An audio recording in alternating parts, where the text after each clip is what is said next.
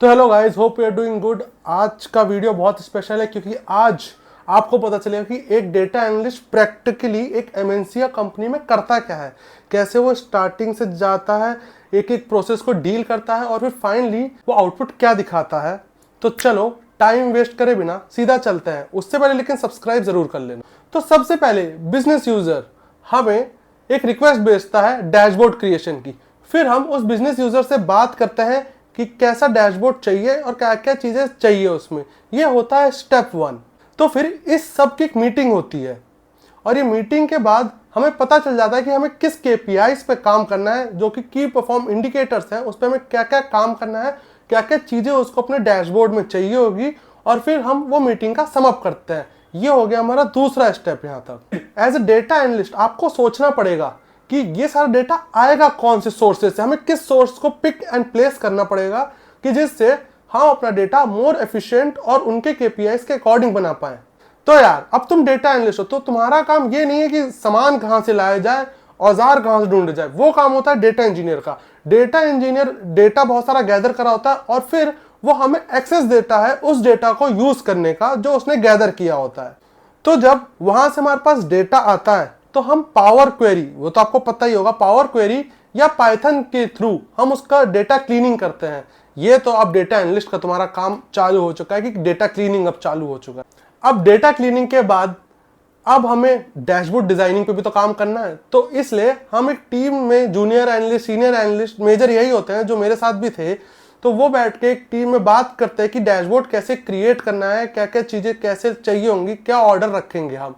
तो इस पे एक मीटिंग होती है और फिर हम आगे अगले स्टेप पे प्रोसीड करते हैं। तो यार तुम अब तक इस बारे में कंफ्यूज हो रहे होंगे, तो हम एसक्यूएल कब यूज करना है। एसक्यूएल हमारा मेजरली डेटा टेस्टिंग के लिए यूज होता है। जब भी हमें ये चेक करना होता है कि डेटा जो हम एक्सट्रैक्ट कर रहे हैं वो हमारा सही से आ रहा है कि नहीं आ रहा है सर्वर से, तो हम टेस्टिंग के लिए एसक्यूएल यूज करते हैं। अब ये मत बोलना कि कैसे यूज करते हैं एसक्यूएल क्वेरीज। और अगर आपको एसक्यूएल के बारे में नहीं समझ आ रहा है तो मेरी वीडियोस पे जाओ, वहां मैंने सब समझा रखा है आपको।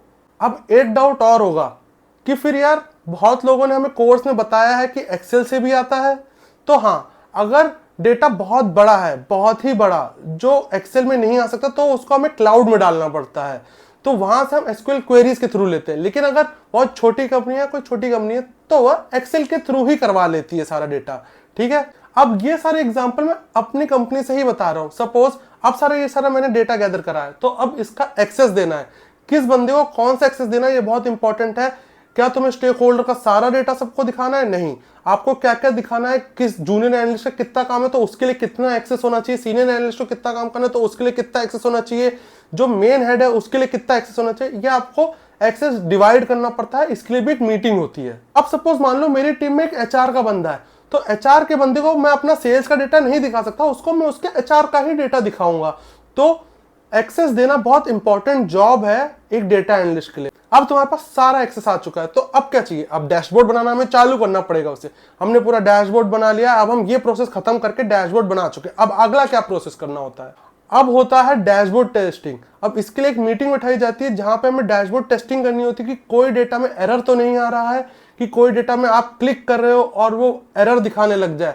होता होगा आप लोगों ने भी अगर डैशबोर्ड बनाया है तो देखा होगा कभी कभार आपके कोई फॉर्मूले में बग होता है, और जब कोई एक स्पेसिफिक सिटी को या कोई स्पेसिफिक सेल्स डेटा को क्लिक करते हो तो सारा डेटा एरर हो जाता है, वो सिंक नहीं होता है। तो वो डैशबोर्ड टेस्टिंग बहुत जरूरी है और स्टेक होल्डर से पहले वो टेस्टिंग होनी बहुत जरूरी है, क्योंकि अगर उसको वो गलतियां दिखी तो आपकी कंपनी का इंप्रेशन खराब पड़ता है। अब आपने डैशबोर्ड दिखा दिया है अपने स्टेक होल्डर को, ठीक है। अब जब ये सारा डैशबोर्ड दिखा दिया है तो अब फिर उसे एक क्लोजर डॉक्यूमेंट देना होता है।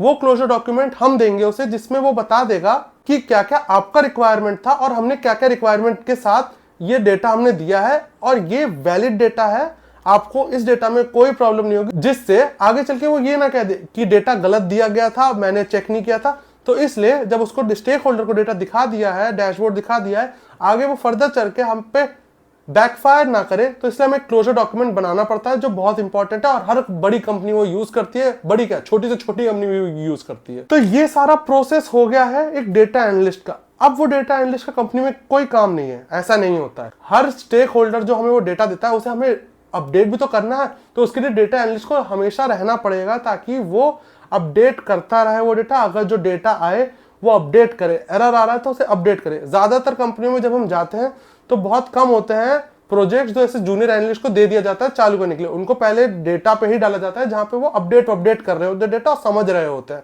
तो ठीक है, ये सारा एक प्रोसेस होता है डेटा एनालिस्ट और बिजनेस एनालिस्ट का। बिजनेस एनालिस्ट का काम बस इतना होता है, उसको स्टेक होल्डर के साथ मीटिंग करके और एक्सप्रेसिव वे में समझाना होता है बिजनेस के बारे में भी।